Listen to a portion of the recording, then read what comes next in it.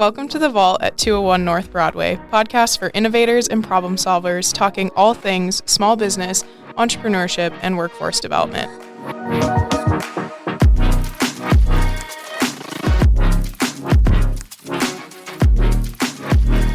On today's episode of The Vault, we are joined by an individual that is fluent in Mandarin Chinese and lived in China for over 10 years. He specializes in helping companies and individuals with product sourcing, logistics management, and import compliance. He has experience in trade agreement policies and import tariffs, and is an individually licensed U.S. Customs broker, and is one of our very own Rock 31 members, Owen Haacke. 你好，欢迎来到金库。 Hello, welcome to the vault. Yes! Thank you to the Small Business Development Center for sponsoring The Vault at 201 North Broadway. The Small Business Development Center provides you with free one-on-one counseling, business plan assistance, marketing research, financial projection assistance, and more to small businesses. Welcome, Owen. Thank you for joining us today. Glad to be here. This is awesome. We mentioned just a little bit ago that you're a Rock 31 member. I am a Rock 31 member. Yeah, so you've been with us for quite a bit. Yes. Like almost since opening. Yeah, I think a month after opening started, I think it was October 15th was when I first started. Perfect. I love that. Opened. So, Owen, let's just dive right in. Where did you grow up? Grew up here in Billings, Montana, born and raised. Grew up close to Rose Park. Went to Poly Drive Elementary School, Lewis and Clark, and then senior high. Yeah. Cool. Yeah. So senior high Bronc. I love asking people that grew up in Billings which school they went to because I feel like they all say it with like a different like tone. So Is that right? Yeah. Oh yeah. I think it's hilarious. I'm not being from here myself. I think it's so funny. So that was great. That's fun. So what are some things that you grew up doing? Like hobbies, other things? What was it like growing up in Billings? Yeah, growing up in Billings was great. You know, when I was a kid, living close to the park, going down to the swimming pool, playing baseball. Oh, you play baseball? I did when I was younger, yeah. That's fun. Definitely remember that. From my youth, got into running. I was doing cross country, and then also loved doing outdoor activities. So loved to go fishing. Started doing some hiking and backpacking too in high school with friends, and always loved that. Did some rock climbing on the rims. So a lot of outdoor activities too, and that's what I really enjoyed. Being here, used to go to the old Steep World downtown a lot, which was fun when they had the small location. They had a small that's cool. Yeah, Yeah, I wish they were downtown. Yeah. I wish they were still downtown. It'd be close to our office here, which would You be just sweet. Go, just like go do some climbing on Yeah. lunch. totally could. That's really so. When you were in high school, you were doing all like the backpacking and Yeah. everything. So your parents would be like, "Cool." Like, would you stay overnight? Like when you'd go? Yeah. Or, okay. Cool. Yeah, we did. And then sometimes just go out with a group of friends on the weekend. Terrifies me, And you know, then- because of Bigfoot. And... Yeah, Bears totally. and stuff. Oh, yeah, bears and stuff, yeah. totally. But yeah, no, that's there was a lot to do, and yeah, that just kind of I think ingrained this love for the area and Montana and the outdoors at a younger age, which is pretty cool. Yeah. Where did that lead you into the importing industry? Yeah, it's a good question. It's kind of different. Billings, Montana, and then you're like, "But I'm leaving at right?" Because you left at college for college. Yeah. Okay. Yeah, no, so I also in high school started getting into languages, so studying. Actually, it was from taking Latin. I took Latin in high school in me too. Mr. Feely's class at senior high, which was awesome, and was really loved that class because it involved like the language component, but also kind of the history and cultural component of it, and that really got my brain turning. Just thinking about how relationships between countries can, you know, and how trade is so important between them. Is like in Latin class we were talking about, you know, ancient Rome and Greece and grain trade between Egypt and all of that. And I was like, wow, this is pretty fascinating. And I think for me, it's just kind of this more visual image romanticizing, you know, international trade. And I could imagine all of that. And it just kind of sparked an interest. And then when I was a little bit later in high school, wanted to travel. I'm just looking for opportunities to go overseas. I went to Europe with Latin class, which was sweet. Really loved that. Where'd you go? We went to Rome in Italy. So definitely. It was so cool. Love that trip. And then I was interested in saying, hey, what else is out there? Had an interest in going to Asia too, just from reading about it. And me and one of my friends in high school took a summer course, a language course in Beijing. That was be my junior year, I think, summer. Of high school. Yeah, of high school. Okay. So, Do you find that you learned the language faster because you were immersed in the culture? yeah, and that one was pretty cool because we went over there, and I think it was only a month and a half, but it was just really focused, basically full all day, learning the language. And we were able to kind of get to the point where we could have conversations. And I think that was really exciting for me. I had tried that a little bit, like when we were in Italy, studied some Italian, and that was kind of cool. I could like order some stuff, and I was like, wow, this is really cool. And then with Chinese, was able to kind of dive into that and get to the point where I could have a little bit more substantial conversation. And at that point, I was studying some Japanese and some Arabic, just more out of interest. I was like, hey, I want to go live overseas for a few years, and I know that'll really help me learn the language and just like get totally immersed. And but yeah, had that opportunity in high school, which was really cool to do that. No, that experience is really unique, and I think what's cool about that is still now.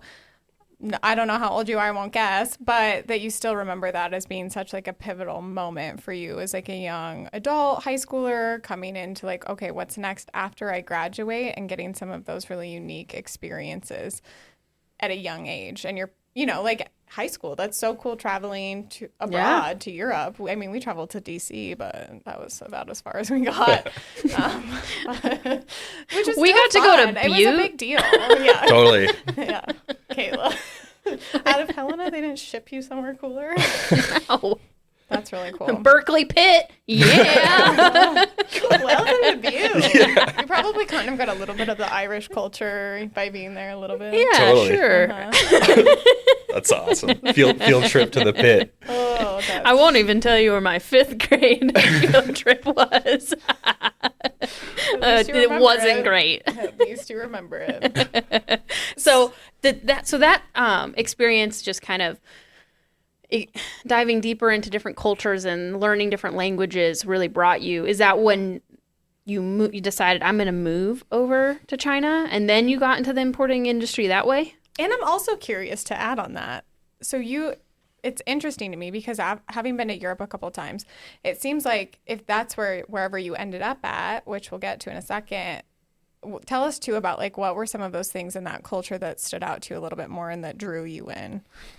I think was really interested in Europe from the history angle, and I still am. I love the looking at ancient history and from that, and then just in Asia was attractive because there was just a lot going on in terms of like development and the news, and this was before like the Olympics happened in Beijing in 2008. Were you there during the Olympics? I was there right before it. Oh, okay. Yeah, so it's kind of saw them getting ready for it, and there's just so much change going on.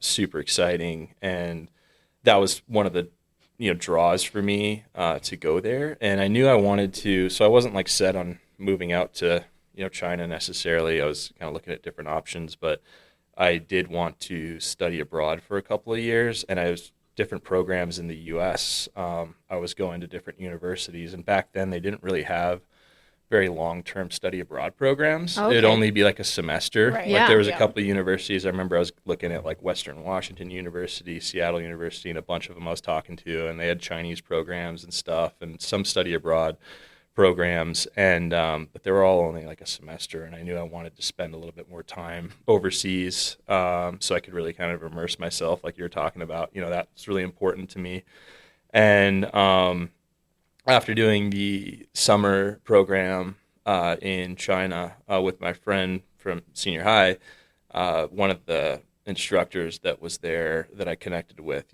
kind of said, hey, why don't you just go to school out here if you want to do that? It's cheaper. You can dive right in. They're good programs. There's a lot of other people that will go in. So basically enrolling in a Chinese university directly in a program that's kind of focused for non-native speakers. So I thought, hey, that sounds like a good option to jump right in. Ended up doing that and just enrolled in the university that teacher had recommended to me because it seemed like a pretty solid program. And just went from there. That's awesome. So here you are in China now, Mm-hmm. going to school. What was that like? How different was it than schooling here? Yeah, no, I remember I was just thinking about that before we talked, and I just remember I had never been to the city I was going to school in, and I took a train. I had my suitcase, and I took it up this city that my school was in, Dalian, China, and I remember I had a paper map because I didn't have a smartphone back then, and then I got to the train station in this city, and I was looking at my map, and I was like, there's the university, and I'm walking with my little roller suitcase to go to school for the first day, and it's raining outside, and it's never been to this city before. It was kind of an interesting experience. But you navigated there okay with your paper map. I did. I remember it was very wet. All these people listening, you can do it. With a Paper maps. Yes. Maps are a thing. Totally. And so in Europe, we're very lucky, I think, as English-speaking people, because a lot of places, European countries, also speak English. That's the common language. Was that the same case in China for you, where people still, spoke Chinese or all of those things? Did they speak English too? Not where I went to school. And that was one of the reasons my teacher recommended that city to me, was because there weren't many English speakers. Actually, when I'd run into someone on the street, because it's really close to Russia, it's actually close to the border in North Korea, the people on the street would see me walking down the street, and then they'd assume I was Russian. And then, so I think a lot of the Chinese there would speak Russian. So they'd say hello to Russian. They'd say, you start speaking Russian to me. Do you know any Russian? So I don't. I don't know that either. So. I don't. But so that was kind of interesting. And that was part of the choice there, is to intentionally choose a place where there were not many native English speakers, and there really weren't.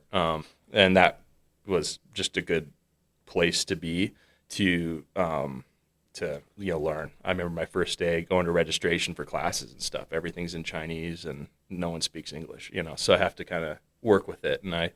Oh my God, that would be so difficult. It was difficult. Where you're I am here to learn the language, but I haven't learned it yet. Yeah. I think I would cry and be because your parents, they're bye, send you on the plane with your luggage. I'm sure your rolling bag and your paper map. Yep. Oh, gosh. But it was a great way to learn really quick. I just had to, and then made some really good friends there that were able to kind of help me through and have it was awesome. I learned really quick. I had to basically get to the point where I could have a conversation and function within a couple of weeks. And then not having other people speak English was just put me in a situation where I just had to study all the time. Mm-hmm. Yep. Was it frustrating at moments? When you're in that, I don't know, I would think of myself in that situation. I'd be I think I'd just be annoyed because not annoyed, but just I just need to learn it quickly, but I'm working on it, but I still can't. And I can't have conversations because I don't know what they're saying, and I can't read anything. Yeah. I can't look it up on Google because I don't have a smartphone. Do you know what I mean? My map only goes so far. I had a little paper dictionary that I'd carry around, and then whenever I'd see a word I'd just look that I didn't know, I'd look it up. I just had my paper dictionary all the time. It was awesome. And then so you had a pocket dictionary? I did. Is that what you're talking about? Yep. Wow, you are getting cooler and cooler by the minute. I know. Pocket dictionary. I love it. Yeah, but it was definitely frustrating sometimes. That was the point where I was taking classes full time, and then I got a tutor every day after classes just so I could get to the next level quicker. Because I did have those frustrations. I was I need to be able to communicate better. At school, we were learning, building new vocab, having conversations and stuff, and I was I just need someone to really work with me on some conversational stuff so I can get up quicker. So. It was pretty much studying, all day, and then having the tutor on beyond that in the first year that really pushed me to then, the next year, I felt really comfortable. Yeah. Did you work while you were going to school? I did. So I did teach English for a little while part-time to make money my first year. And then actually I started Empress Brokers, my current business, when I was in college. Oh, wow. And I started, that was a ton of fun because everyone in my program, basically I got into the international trade side of things because the program I was in was focused on international trade. And everyone in my class basically was teaching you how to do import-export, to start an import-export business, to work for a freight forwarder, just in that whole realm were the courses that we were taking, how to get into that space, into the international trade and logistics space. So a lot of my classmates were, doing similar kind of work, or they were moving on, after they graduate to go work in that field. And I thought, hey, I'm going to start, doing some work part-time here myself, doing some product sourcing and helping companies find manufacturers here. And that's when I started getting onto that platform Upwork, which is back then it was called Odesk. And then I used that and I got some clients in the US to do it part-time. My first one was a dog collar manufacturer based out of Brooklyn. And then they made cool products, these fancy leather dog collars, but they also did like the sleeves that you wear for training police dogs. Yeah. So they had it was a pretty good business, and I helped them with some of their packaging and some other products. So that was a good learning process for me while I was in school, basically taking what I'm learning in class and applying it to make money, which was sweet. And then I'd registered one time when I came home in the summer. I think, it was 2011 when I registered the business in Billings, just across the street at the Wells Fargo. When I was home for summer vacation, I was like, I need to get an LLC so I can take payment from these U.S. clients and they think I'm legit. And it worked. And then I was doing that part-time, Empress Brokers part-time while I was in school, and it was cool.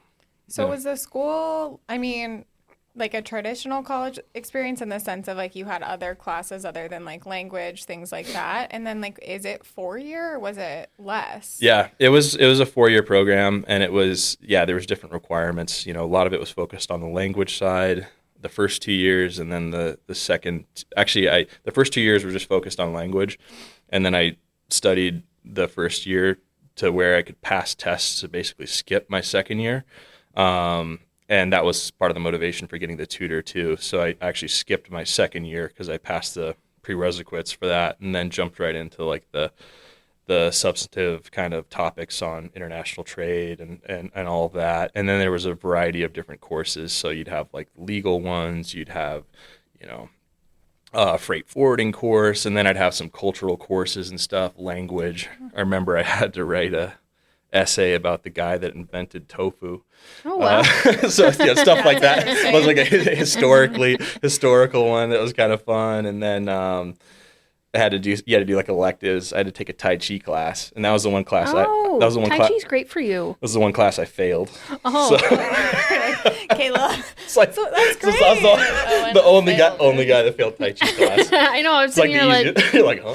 You were in school hustling, yeah. Started a business, which is we'll get more into that in a little bit. But what are some fun things that you did when you were there? Travel around, we'd just hang out and go to the parks and stuff with my friends around the area. We did some traveling, went up to the border of North Korea, which was kind of cool. Did you go in? Actually went across, there's a bridge there that was bombed by the Americans, and it actually goes over the border, but the bombed outside, you can't cross it. So I did cross the border into North Korea. But you couldn't continue on the bridge because it was all broken because it was bombed out in the Korean War. But that was kind of cool. Stuff like that just around the area. I didn't travel too much because I was, busy. I was busy. It seemed like you were quite busy. Students are kind of poor. And I was poor. You were probably ranking in millions.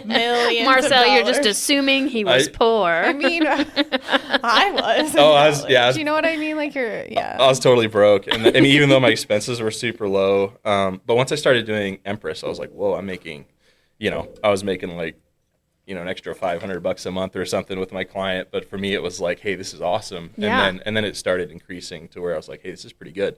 But I didn't, did some traveling, hung out, and you'd go to the park. We'd play this hacky sack game. It's called a Jenza.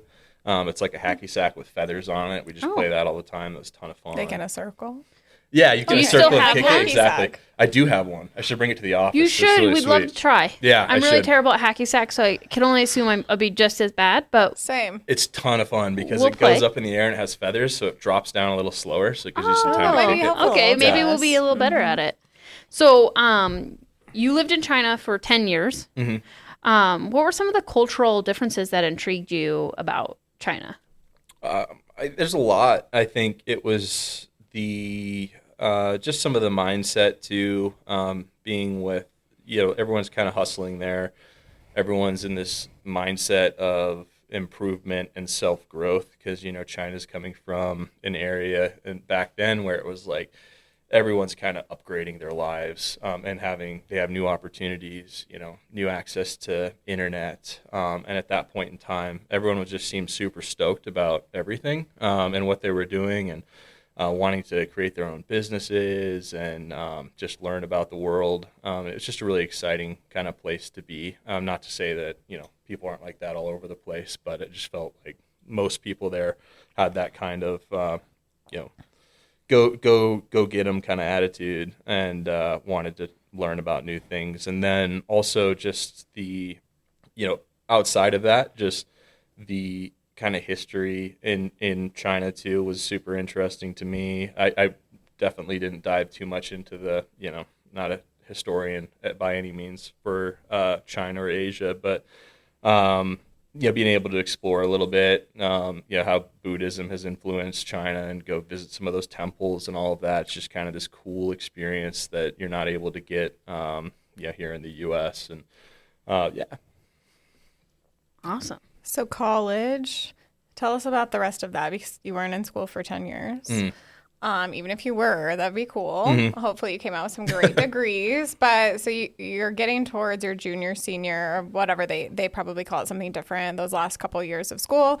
And then, what led you to stay? Because originally your plan was maybe I'm going to go study abroad and then figure it out from there. Yeah, originally my plan was to, study abroad and then move back to the U.S. And work. And I started getting interested in the international trade policy side of things. Just as I got more into this, we studied a little bit of that in school, and I wanted to learn more about institutions like there's the World Trade Organization. Who's making these laws and regulations in the U.S. There's a bunch of different laws and regulations on import and export, and I got kind of firsthand experience through doing my business. Running into some of the challenges that companies face when they're importing stuff into the U.S. and really wanted to dig a little bit deeper and understand the whole regulatory side behind all of that. And I had an opportunity then to move back to the U.S. after school and then work as an internship as a trade associate at the Senate Finance Committee. That was when Senator Max Baucus from Montana was actually the chairman of the committee. So I had an opportunity to join their trade team, which was very much focused on the stuff that I was doing. It was super exciting, and I learned a ton there. And that was in Washington, D.C. And then after that, I was kind of planning on staying in the U.S. and developing a career in D.C. Focused on international trade policy and stuff like that. Wanted to have something that was focused on China or Asia because that's where I had some of my expertise, but wasn't totally set on it. And then worked in another government organization there for a little while, and then moved over to a nonprofit that was focused on helping U.S. companies that have trade with China or sell their products in China. And that was a really cool opportunity because it was kind of focused right up my alley. What I had studied, I had wanted to work there. I remember in college, I was looking at this organization. It's called the U.S.-China Business Council. And I was like, this is really cool. They had cool reports that I'd read in school. I referenced a bunch of them in my essays that I wrote when I was going to school. And so it was cool to have the opportunity then to go and work for them. And then they had an opening after I was there for, I think, only a year. And they had an opening in their China offices. And they're like, hey, do you want to move out to Shanghai because you speak Chinese, be a good fit. But originally at that point, I wasn't really set on going back to China, but it's a good opportunity for me. And then I moved back out and then was there another 7 years. Oh, wow. Yeah. So what were some of those things that you experienced and learned during that time in Shanghai? Because that's a different, how close was it to where you were originally at? Yeah, no, it was a really cool opportunity because with that organization, had the opportunity to really work with all the large U.S. companies. It's a membership-based association. They're a nonprofit, but their members are all the Fortune 500 companies, U.S.-based ones. So I had a really cool opportunity to work with any company that from Apple to Walmart to some of the software companies, and learn about their challenges, obstacles, and all that. Doing business in China, and then also just globally too. What are challenges that businesses face firsthand? How do they deal with them? And then being involved in helping them find some of the solutions to their problems. I mean, basically, we were operating as consultants and taking on projects for them where they had specific questions and concerns about operating in China. Being based in Shanghai, I got to work with a lot of the manufacturers that had manufacturing operations because there's a lot there, which was a ton of fun. And learning about how things are made from, one manufacturer we worked with makes a product called Carbon Black that's in anything that's black color, like your laptop's black or your tires. And, they produce all of that there and sell it all over the world, and helping them with some of their challenges and just learning a little bit more about how the world works from that kind of more macro perspective was super interesting. And then there was some policy changes and stuff with import tariffs in the U.S. and helping companies navigate all that. Gave me a really in-depth understanding of those challenges and how to overcome them. And it made some good relationships there too. One of the companies I work with, he's actually formerly at Best Buy. He's based in Shanghai. I work with him regularly, and then have a good network there of folks that are involved in international trade. And a lot of folks there would work in Shanghai for a while and then move on to a different post somewhere around the world. So it's really kind of given me this cool, expansive network that I'm still in contact with. That's so cool. That is really cool. I'm like envious of that in a way, but in a good way. Like, I think it's just so cool. And then as you meet more and more people, like the world seems so big, but it gets a little bit smaller in a way as you meet people from everywhere. Taking us back to DC a little bit, what was it like living there? Did you like it after living in China and then coming back and you're living in DC? Did you like that? What was living there like? Working? When I think about it, I think my immediate reaction is no, I didn't like it. I think it was because I do now, but it was also kind of a hustle because it was like my first job. I think I was making like $1,500 a month, and then my rent was like $1,600 a month. So it was just like really stressful. and then it was like just entering the workforce, so it was like work all the time. But I did, made one of my best friends there who I met that I was working with, and some awesome people that I met when I was in DC that I'm all still in contact with. I wouldn't say it was like particularly fun, but it was super important part in my, career. I think just kind of, entering the workforce, learning how to be a professional. And, now that I think about it, a lot of my close friends I made in those years when I was in DC. But DC is an awesome place to live. I didn't realize that until I was about to move away. I lived right next to this cool park, but I never went there. It's like all like the fun stuff. I didn't really do it when I was in DC. So if I have the opportunity to go back to DC, I'll definitely take some time to do some of that stuff. But the cool thing about DC too is just people who are going to visit is most things are free there. Yeah, like totally. The museums and stuff like that. Yeah. Yep. Most of them are free. Oh, awesome. Yeah, totally. And I think I went to like one of them. Which one did you go to? I went to the Air and Space Museum. Oh, that one's really cool. I went to a few others too. Actually, while I was there, I think Smithsonian. And then I got to see Dorothy's ruby red slippers. Oh, nice. And Archie Bunker's chair. Yeah, which is like a big deal. Yeah, yeah. And then there was the I think it's the National Portrait Gallery was really cool by Metro Station. Just like had a bunch of U.S. artists, and I love that place. So yeah, so many cool places. Super walkable city too. I'd love to go back and spend a little time there. Yeah. But yeah. That's so There's cool. There's definitely a hustle there too, I think. Like you were talking. You're moving and grooving for sure. It's a little bit different. I was actually just talking with my friend about that, who also lived in DC. I mean, everyone's working for the government or selling stuff to the government, so it's just a totally different vibe. Whereas, like it'd be like the comparison between like DC and New York, whereas New York's more commercial, the banking, financial world, and probably totally different vibes between those cities. And Shanghai's kind of more like the New York commercial side, and then whereas Beijing's more like the government side. So it was kind of nice to be around other people when I moved to Shanghai that were actually like working on businesses, or like they're They managed factories. They had their own, consulting companies, and it was just that we're not necessarily directly focused on selling to the government or in that space. So that was pretty cool. So you mentioned that you've done these two things. You did that your one job, which was the like trade policy team in DC, and then you did the director and chief representative of the U.S. China Business Council in Shanghai. What a title. Yeah. As a younger, too, like that's a big pretty job. Young, yeah. Out of college, you had one job and then that was your other. That's a big job. It was more responsibility than I probably should have had, to be honest with you, but it was you rose to the occasion. Yeah, it was there, and it was I got to meet a lot of cool people, particularly since we were a small office in Shanghai. When people would come to Shanghai, these could be like U.S. company executives. A lot of times they'd meet with us, so we got to meet a lot of cool, senior executives. I met the CEOs of a number of Fortune 500 companies when they came out, and got to speak with them. Walmart, JP Morgan, and stuff. And it was cool. I'm like, wow, I get to sit in a meeting, and this guy wants to hear some insights, from me, even though it was kind of more broad, what's going on in the commercial environment and stuff. It was such a cool opportunity just to be, sitting in the same room and sometimes having conversations with those people. That's awesome. Yeah. Well, with those two roles, were you continuing to do your Empress? Your Empress here? I actually was, when I was at U.S. China Business Council, I continued to do it on the side. And when I was in D.C., I was doing it.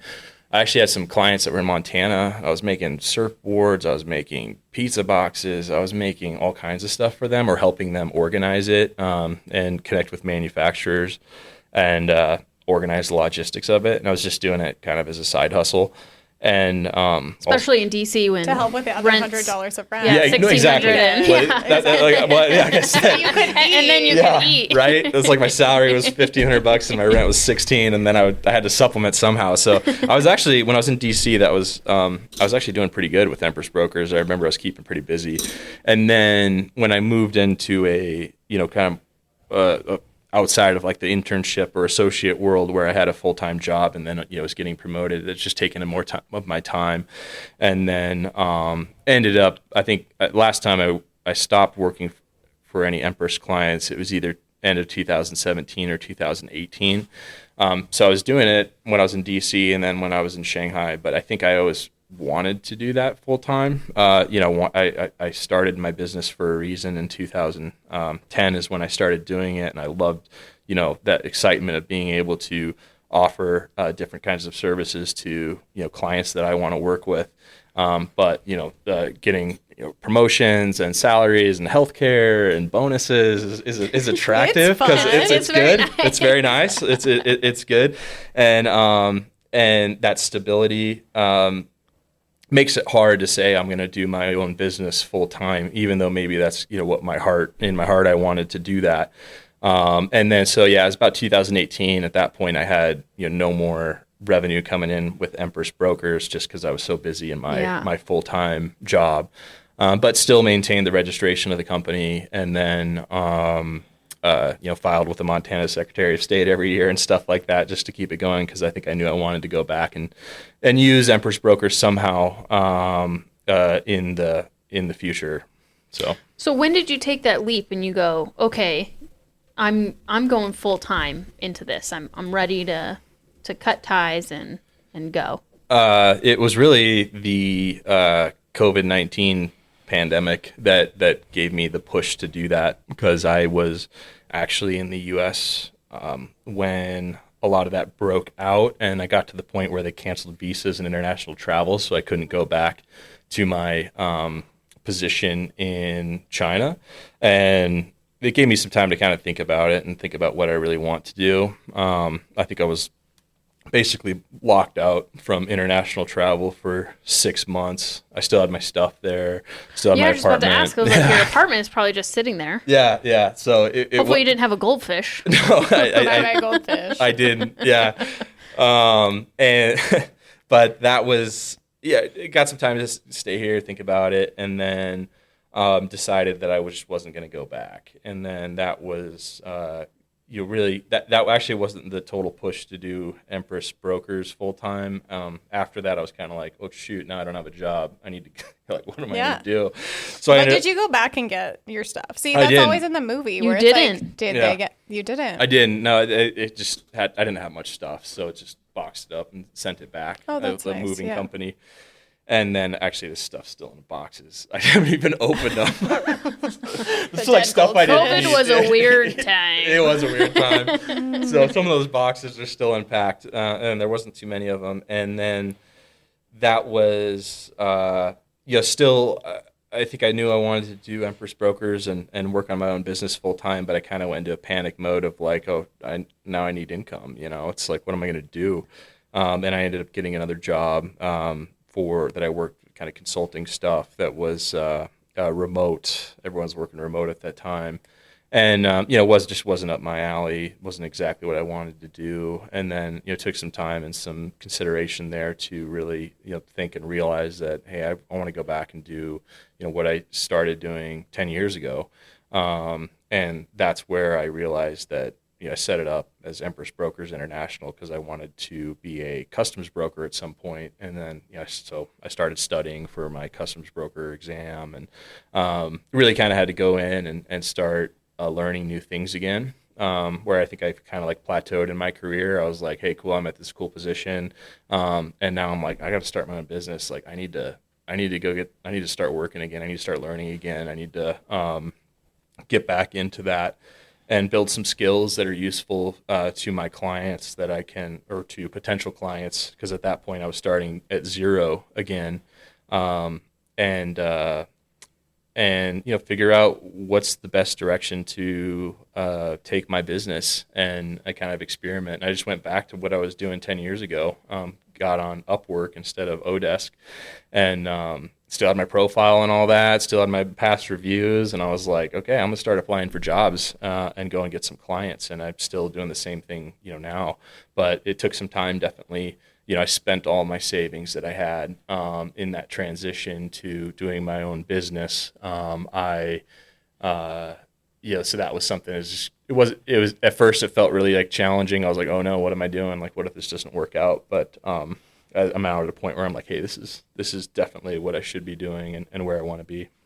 So where did that sounds like a lot, but you did it, which is cool. Where did the name come from? That's actually from a ship called the Empress of China. So it was something I was reading about. That was back when I was in school. I think it might have been a class assignment, actually. Like I said, I was writing papers about the guy that invented tofu, which was pretty fascinating. But we also had some other assignments like to talk about. I was focused on like U.S.-China history, whereas like the Russian students were talking, they're doing like Russia-China history or Japan-China history. And so that was one of the stories that, this was a story that came up, but the Empress of China was a ship that was built actually for the Revolutionary War in 1783 to fight in the Revolutionary War. But that's then, really good. I just Googled it. Yeah. You are correct on the Yeah. Okay.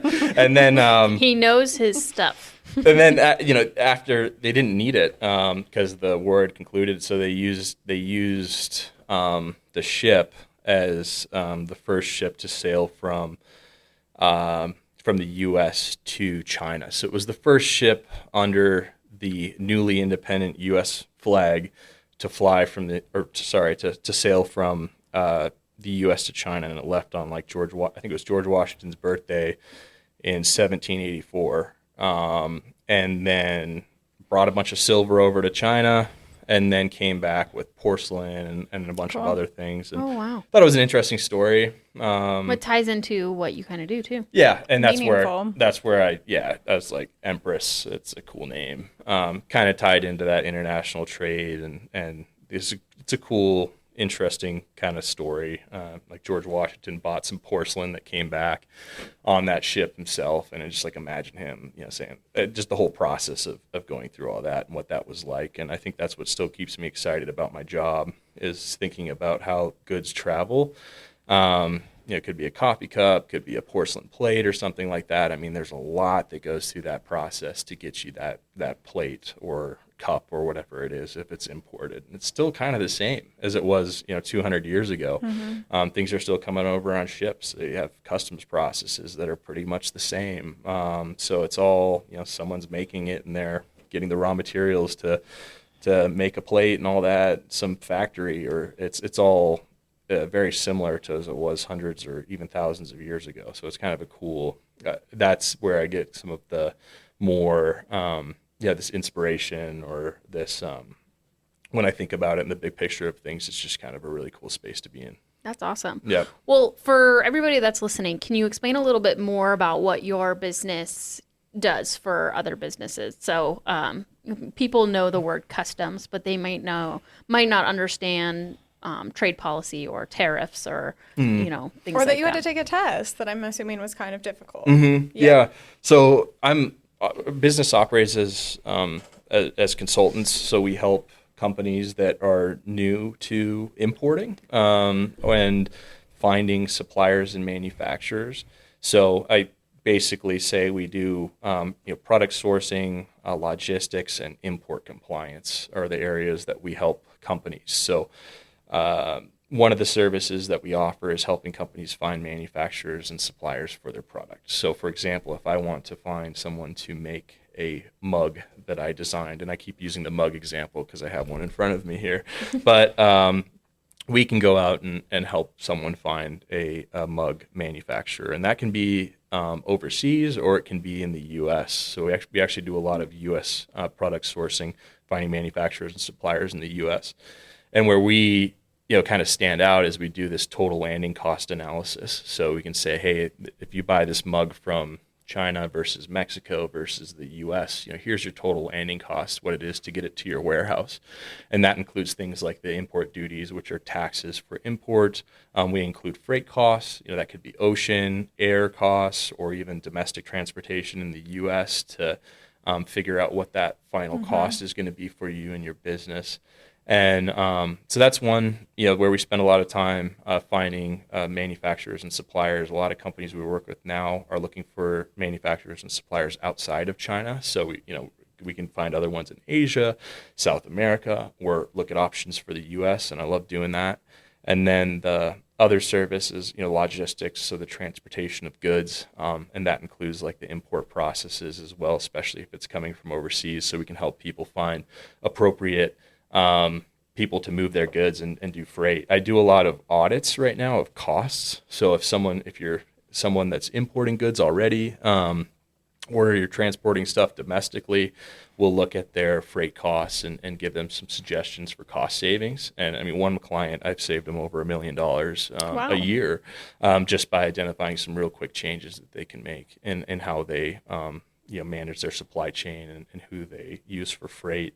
And then What a benefit, though, that could be, like you're saying, you saved $1 million a year for a client. That's a huge amount of money. And, Totally. And so if you think about some of these small businesses that are producing clothes or mugs or things like that, having a conversation with you could potentially help them avoid spending a ton of money when they could actually save that money. Absolutely. And yeah, one company I'm working with right now, they're smaller, and it was a couple of changes in how they of services that they pay for, and it was a couple of phone calls, and saved them about $15,000 a year. But it was stuff that's already it's really easy to implement.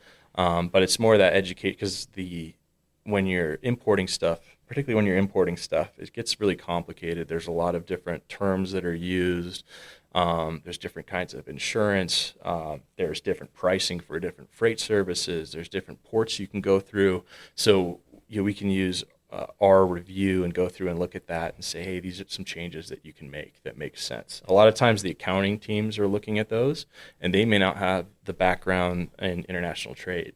So they don't turn, like one thing that they that's really important for when you purchase goods in an international transaction is having something called an Incoterm, which is basically defines what the responsibilities and liabilities are of the seller versus the buyer. Like, to what point does the liability transfer? Who covers what cost? Yeah. You know, so if you don't know what those are, you don't really know what you should be paying for or what your liabilities are. And of course, the seller or others are going to take advantage of your lack of knowledge on that, to where you may be paying a lot more than you need to be, or you may be putting yourself in a riskier situation than you should be.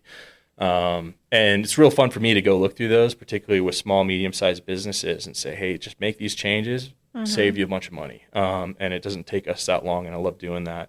And even with some larger companies, it's like the one saved like $1 million for it was fairly good sized company, but it was kind of a lack of just a close review, a detailed review, and it was just quick changes that they could make. So I really like to start with people that, really love working with small businesses just getting started that are just getting set up, first time shipping stuff in the ocean. Help them get started right off the bat. Yeah. Yep, do it right and you'll save money. You have to classify every product that comes into the U.S. So you have to figure out what the classification is, what category it is, and that determines what your import duties, what the tax is. And if you do that incorrectly, could lead to some challenges. There's a lot of legal liability if you're an importer to make sure that you're doing the right things. The biggest mistake anyone makes is they buy something overseas and then they just trust the seller to tell them what they should be doing. It seems like there might be some gray area within that. Well, there's not. It's very black and white, like in what you do. But if they don't know. Well, but that's like, it's still their responsibility, right? It's like, it's the same. I like to say it's like when you file your taxes, you can't say, "Oh, I didn't pay my taxes because I didn't know." Sorry, IRS.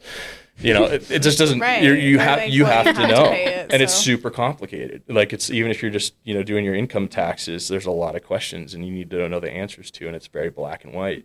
So it's the same way when you're importing stuff. So a lot of people run into traps where they'll they'll order something on Alibaba.com or another overseas platform, and they say, "Hey, yeah, I want these these tractors are really cheap. Let's order them. Here, I'll send you $5,000."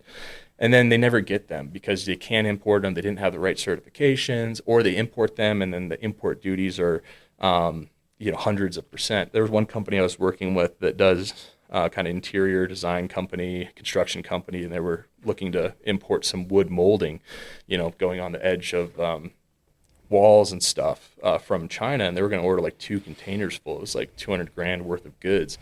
And he's like, "Hey, can you check this before I import it? Like, what do I need to do?" And I think he had already made an initial deposit on it, and then I looked it up, and it was subject to the regular import duties, but also some additional ones, which were anti-dumping and countervailing duties. And it ended up he would have to pay like a 250% tax on that. So, oh my God. Yeah, so he ended up, if That's he a would have lot. imported it, it would have been super expensive. And that happens all the time. People import it and they're like, "Hey, this is way more expensive than I was expecting," or "I got a bill for to pay this tax." And for small businesses, it can put them out of business if they all of a sudden they own They're like, "God, I can't." $400,000 You're like, this molding isn't worth it. Yeah. Well, yeah. At that point, At some at that point. point, you're like, "Oh man, you got collections agencies coming after you on behalf of the U.S. government." It's like you can avoid all of that, but it's just they don't make it easy. Unfortunately, the U.S. government doesn't make it easy for companies to go and find that information.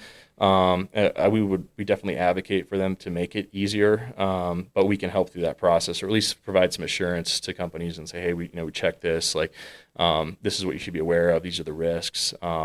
And with that example, we were able to find them an alternative supplier in Chile, and then we were able to ship it up from there. And that wasn't subject to the additional duties. These ones were specific to China. So we were able to say, "Hey, don't import these," or they decided like, "Hey, we can't afford this," and we found them an alternative supplier. The raw materials were a little bit higher cost, but at the end of the day, it wasn't additional. Still save some money. Exactly. And they were able to get product, and I think they're still working with that supplier.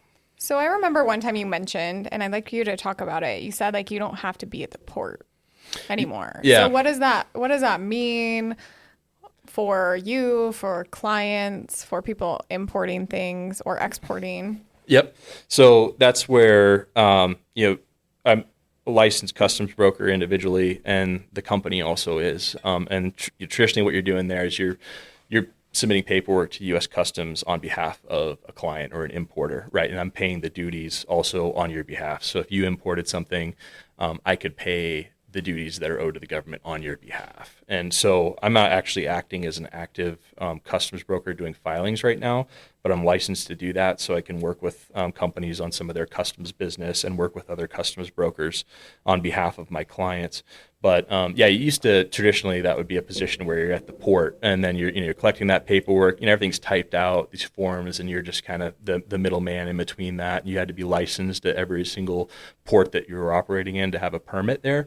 And then they recently changed that just in 2019, and I think they were planning on doing it for some time anyways. But COVID may have made that quicker. I'm not sure, but it was now you can really do it remotely from anywhere. So it's not a position where you think of like traditionally I'm just doing the port of Seattle. Around a thing of folders and paperwork running in between, at the shipyard.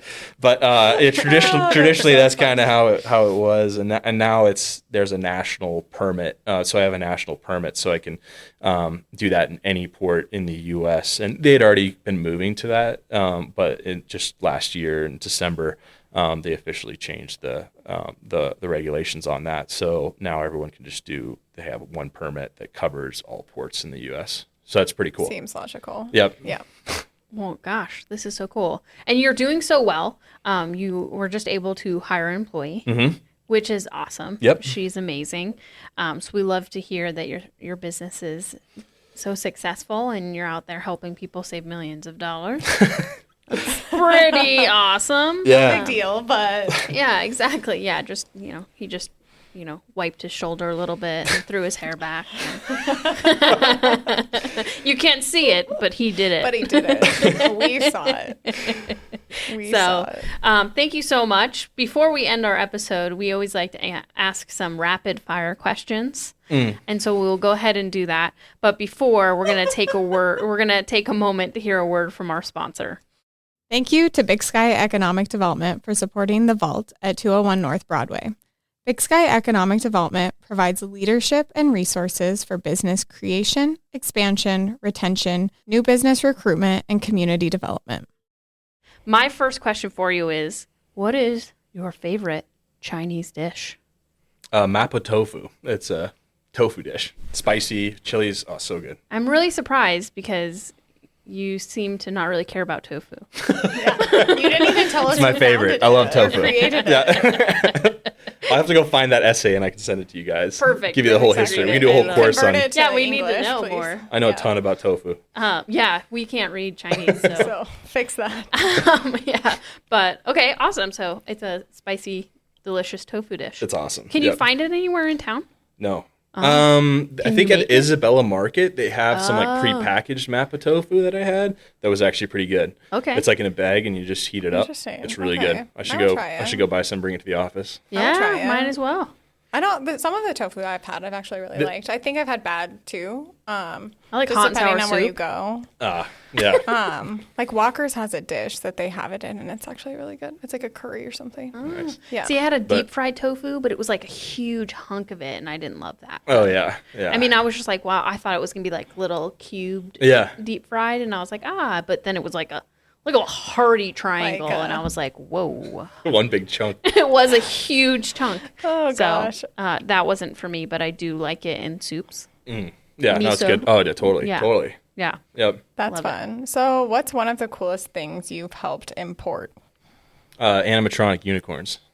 Wow. Okay, I'm going to have For to Google what? what that is. Do you know where it was going? One of our clients that is in the entertainment space, Okay. and so that was a product that they had, consigned to custom made these like larger than life size animatronics, and so that was a really fun one. And that was kind of during the pandemic too, so there were some challenges with moving stuff around. Oh, so you didn't have to meet it at the port. No, I didn't have to meet it at the Dang port. it. So Yeah, and that was just a kind of an interesting one. It's like, what are you working on? And I was like, I remember when I told the Importing freight forward unicorns. exactly, and There's they're gonna be a animatronic bunch of ones, and they're from animatronic overseas. unicorns on here. I hope they sent you like a little one. It's like a souvenir, like a little bit, like a miniature I can get version. some. I can definitely. They get should have some. just sent it to I think we you. should just get one As of a the gift. regular size animatronic unicorns. I could find space for Full it. size You one. could fit in here. We're actually working on one that you can sit on and ride. So Wow, Wow. we did just lose the bison, so Yeah. why not Have have a unicorn.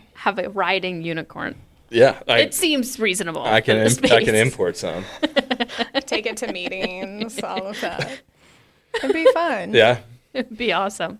Okay, my last question for you is: what is the best piece of business advice that you ever received? I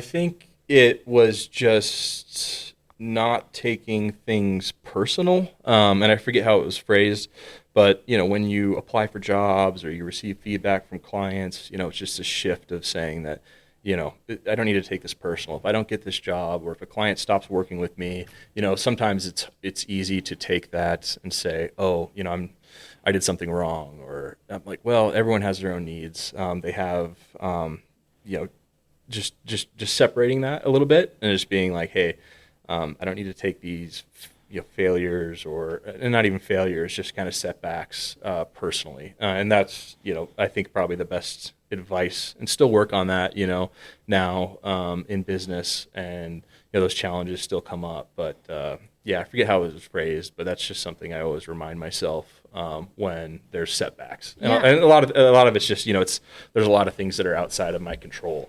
If it's something like a ship gets delayed or something like that, and the client's like, there was a hurricane last year, and then some shipments were delayed about a month for stuff that was needed, and it's like, hey, this is out of my control. Or like the whole Just Panama Canal thing, right? Yeah, I can't go get the ship. And, I can't go get the reel it ship. in real Yeah, so quick. it's like- One, I can't drive a Yeah. ship that size. Yeah. So, definitely have like this people pleasing where it's like, I want to keep my clients happy, right? Yeah. But outside of that, I got to like step back and move on. I'm like, hey, this is out of my control. I can't do anything about this. Sorry. And then just, communicating that to my client is something that's, important through that process. But I can't go and control everything. There's certain things I can control and certain things I can't. Absolutely. No, That's I great think that's advice. really great. Before we go, Owen, where can we find you? Yeah, where can people, if they Follow go, you, hey, I find need your you. help, where can they find you? Rock 31, downtown Billings. So it's been awesome having an office here. That's where you can find me physically, or our website, empressbrokers.com, and just can reach out there. I'd love to talk with anyone, and really anyone that's interested in importing. First time, you have some questions. Love to talk to people. Those are my favorite. Like, it's the first time, and there's some potential to do some great things. Always love talking to people there. Or if it's a larger company or whoever, just feel free to give us a call, and always happy to chat. Awesome. Owen, thank you so much for taking time out of your busy schedule to meet with us and share your journey and let us ask some weird questions. Absolutely. It's been fun. No, thank It's you. been a blast. Thank you so much. Thanks. Thank you for joining. You can find the resources and tools mentioned in today's episode at thevault201.com. If you like this episode, be sure to subscribe and share with a friend.